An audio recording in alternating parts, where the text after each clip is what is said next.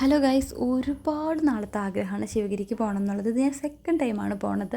അങ്ങനെ ഈ കന്യാഞ്ചിന് ഞങ്ങളും 2 കുപ്പി വെള്ളവും ബാഗിലാക്കി 5:30 വഞ്ചിനാടിന് നേരെ പോയി ശിവഗിരിക്ക്. അവിടെ വിശന്ന് കത്തിച്ചെന്നതും നല്ല ഉപ്പുമാവും ചെറുപയർ കറിയും ചുക്ക് കാപ്പിയും കിട്ടി. അതിനുശേഷം ഫുൾ അമ്പലം മൊത്തം ചുറ്റി നടന്ന് ഒന്നും പറയാനില്ല. നിങ്ങളൊരു ദിവസം പോവാം, മസ്റ്റായിട്ട് പോവേണ്ട ഒരു ഡെസ്റ്റിനേഷൻ തന്നെയാണ് ശിവഗിരി. അവിടെ പോയി എന്താ പറയുക, ഞാൻ പ്രാർത്ഥിക്കാനോ അങ്ങനെ ഒന്നുമല്ല പോയത്. എനിക്ക് എന്താ പറയുക, എൻ്റെ ഗുരുവിനെ എനിക്കൊന്ന് അവിടെ പോയി കാണണം എന്നൊരാഗ്രഹം കൊണ്ട് പോയതാണ്. അതിനെപ്പറ്റി നമുക്ക് ഡീറ്റെയിൽ ആയിട്ട് പിന്നീട് ഒരു വീഡിയോയിൽ സംസാരിക്കാം. അങ്ങനെ നമ്മൾ മൊത്തം ചുറ്റി നടന്ന എല്ലായിടവും പോയി കയറി ഇറങ്ങി.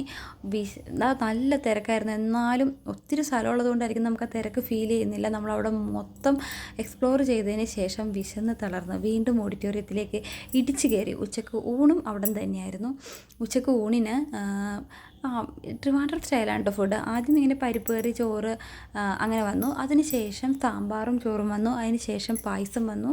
അതിനുശേഷം വീണ്ടും മോരും കൂട്ടി ചോറ് വന്നു. അത്രയും വിശദമായിട്ട് കഴിക്കാൻ പറ്റിയില്ലെങ്കിലും എല്ലാം ഞാനൊന്ന് ടേസ്റ്റ് ചെയ്ത് നോക്കി.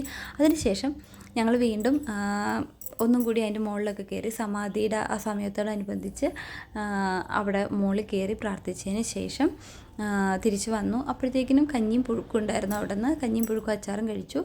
പിന്നെ റെയിൽവേ സ്റ്റേഷനിൽ വീണ്ടും വന്നിരുന്നു. ഈ കാക്കകൾ എന്തോ വലിയ പണിയിലാണെന്ന് കരുതി കുറേ നേരം നോക്കിയിട്ടോ, പക്ഷെ ഒന്നും ഉണ്ടായിരുന്നില്ല.